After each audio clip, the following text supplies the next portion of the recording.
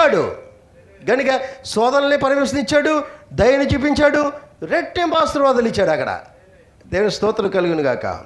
నీ పట్ల నా పట్ల దేవుడు ఒక దయ కలిగి ఉన్నాడు. అందుకే మనకు ముందు వస్తున్న కొన్ని కార్యాలు దేవుడు పరివేషిస్తాడు పిల్లరా. ఆ పరివేషణ ద్వారా కొన్ని కార్యాలు మన మీదకి వస్తాయి. ఎందుకు వస్తాయి అంటే దేవుడు దాని వెనకాల ఏదో ఒక భాగాన్ని ఉంచాడు. అది రావాలంటే ఈ కార్యం జరగాలి. దేవుని స్తోత్రం కలుగును గాక. ప్రియమైన దేవుని బిడ్డలారా, ఆ అద్భుతమైన కార్యమే మనము పేతురు రాసిన పత్రికలో మనం చూడగలుగుతున్నాం.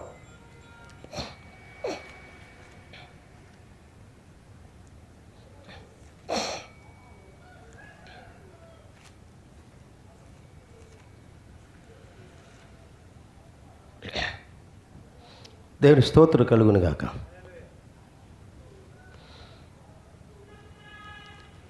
పేతురు రాసిన మొదటి పత్రికలో